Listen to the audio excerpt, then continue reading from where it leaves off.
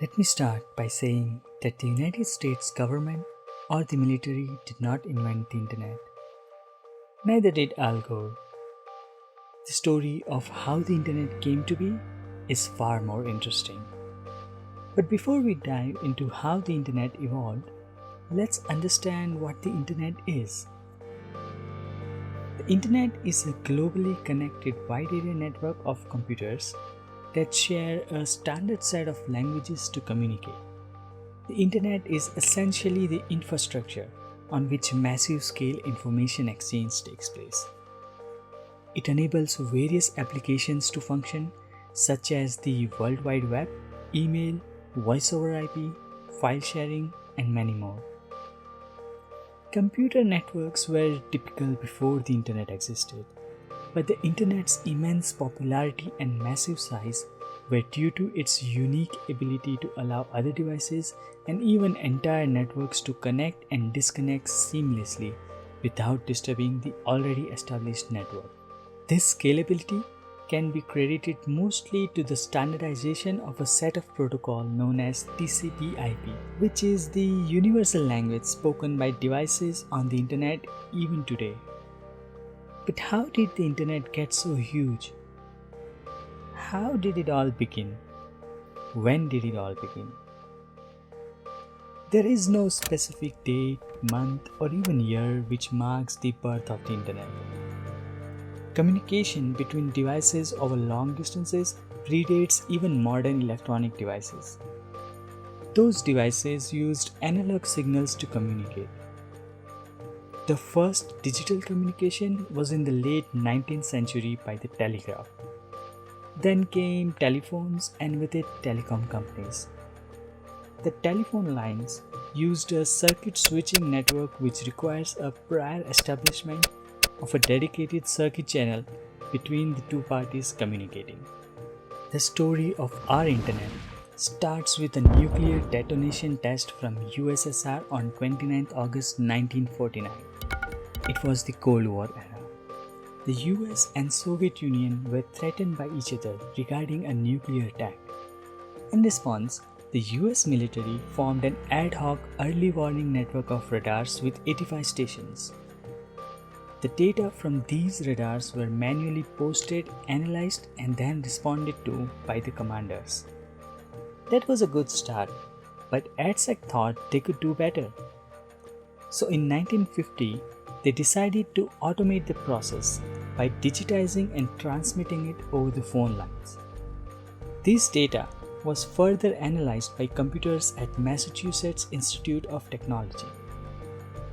All this effort truly paid off when on 20th April 1951, a bomber was intercepted in real time, hence proving the power of digital communication and computer analysis.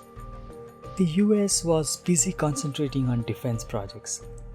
But on 4th October 1957, the USSR launched the Sputnik satellite, which forced the US to pivot from military research to more general purpose research and development in collaboration with various universities.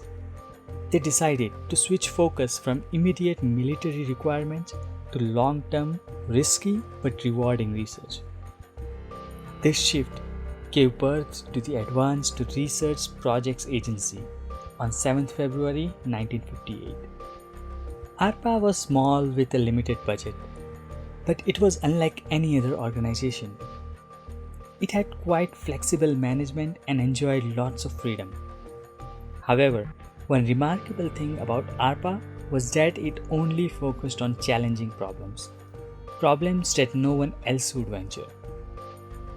Initially, ARPA struggled with some of its early precedents and its roles and responsibilities, but eventually found its appropriate course thanks to the President J.C.R. Licklider, hired on October 1962, and later his successors.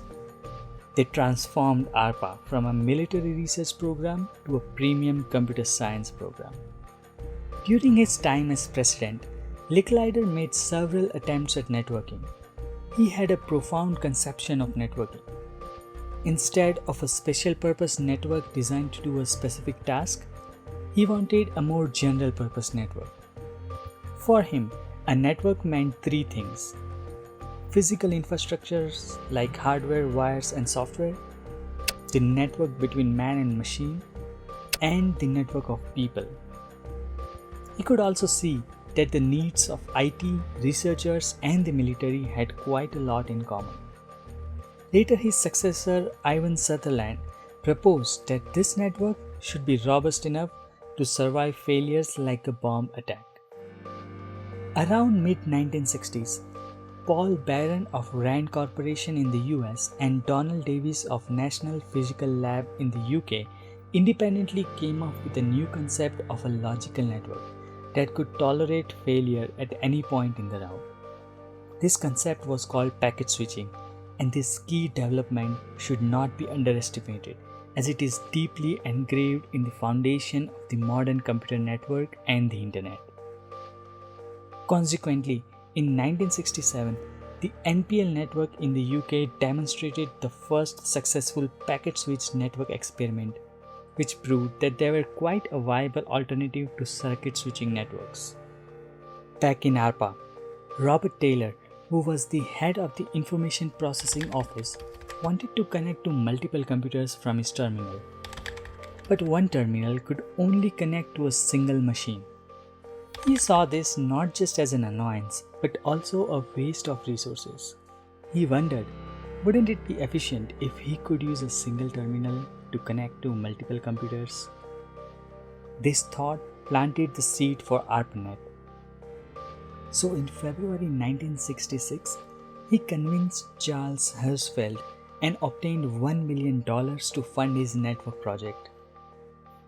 Using Licklider's design principles and packet switching technology from Paul Barron and Donald Davis, he already had all the ingredients for ARPANET. Thus, after hiring Larry Roberts on 1967, work on ARPANET began. Things were looking quite promising, and everyone at ARPA was quite excited about ARPANET. But the same cannot be said about Congress. Around 1968, opinion around ARPA was changing. Congress was tired of war and wanted to cut the lavish funds for ARPA's projects. Also, since packet switching was more resource intensive and technically challenging than circuit switching, ARPANET was perceived as a high-risk project. But ARPA was not ready to give up yet. To prove its operation with the minimum risk, they decided to perform a demonstration with just 4 nodes. Accordingly, in 1969, all 4 nodes were connected and ready to transmit. These nodes were located at UCLA, Stanford Research Institute, University of Utah, and UC Santa Barbara. The demonstration began on 29 October 1969 at 10:30 p.m. between UCLA and Stanford. Their goal was to transmit the word login. A separate call was set up to get live feedback. UCLA typed L and asked on the other side if they could see it. SRI responded positively. UCLA sent O. SRI confirmed. UCLA typed G and the system crashed. The code was immediately fixed, and soon after the entire message was successfully transmitted. This system crash was by no means perceived as a failure. ARPANET growth proliferated after that, and every 21 days a new node was added on average. Packet switching technology was a huge success. Even the initially skeptical and conservative telecom companies saw its potential and adopted packet switching via a protocol called X.25. A large number of private networks started showing up across the US, Europe, and other parts of the world as researchers and other communities saw the potential in applications like email running on those networks. All these networks, however, used a proprietary set of protocols internally and were technically incompatible with each other. This incompatibility was a problem. So Robert E. Kahn of DARPA, along with Winton Cerf, sought out to find a solution. By 1973, They figured out a way to conceal the low-level communication layers by abstracting them and came up with an inter-network protocol called TCP/IP. This new protocol set had influences from the Cyclades network in France and was another significant milestone achievement extremely crucial to the modern internet. It was in December 1974 that the term Internet, as short for internetworking, was printed for the first time in its official specification document that predominantly became mainstream. Gradually, various networks started converting their underlying network stack to TCP/IP. CERN was the first international agency to switch to TCP/IP around the later half of the 1980s. The final step towards the modern internet was opening its doors to commercialization. Up until this point, all the networks were for a specific purpose and audience. They were mostly for and used within government entities and not accessible to the general masses. But as with any growing new technology, many were interested in commercializing it. Thus, by the late 1980s, internet service providers started emerging, which serviced regional research networks and gave them access to other open networks. From this point on, the number of ISPs grew, and with it, the internet, as more and more people and companies started gaining access to it and became a part of it. But what happened to the ARPANET? Well, the ARPANET was shut down in 1990. It had served its purpose of inventing not only reliable fault-tolerant network design, but also an open and abstract network architecture. So to summarize, the Cold War and US's jealousy towards USSR led to the formation of ARPA in 1958, whose sole purpose was bleeding-edge research for the military. Then arose the need for a reliable network system from those researchers. Licklider and Sutherland defined some of the essential design principles for new network architecture. Paul Barron and Donald Davis independently came up with packet switching technology around mid-1960s. Later, inspired by Licklider's vision, Roberts' frustration over current network technology, and utilizing existing packet switching technology, Robert Taylor and Larry Roberts invented ARPANET in 1969. The success of ARPANET sprung many similar networks across the globe. Robert Kahn and Winton Cerf published an internetworking protocol specification called TCP/IP in 1973, which brought together all the individual networks. Also, the term Internet was coined in this specification. Interest in commercializing the Internet grew and eventually succeeded by the 1990s, with many ISPs providing Internet access to regular, ordinary people like me and you. Thank you for watching this video. Hope you had fun watching it, and if you enjoyed it and want to see more videos like this, then please subscribe to this channel. I tend to make one video every month on a breadth of subjects and topics. I also want to talk about DigitalOcean.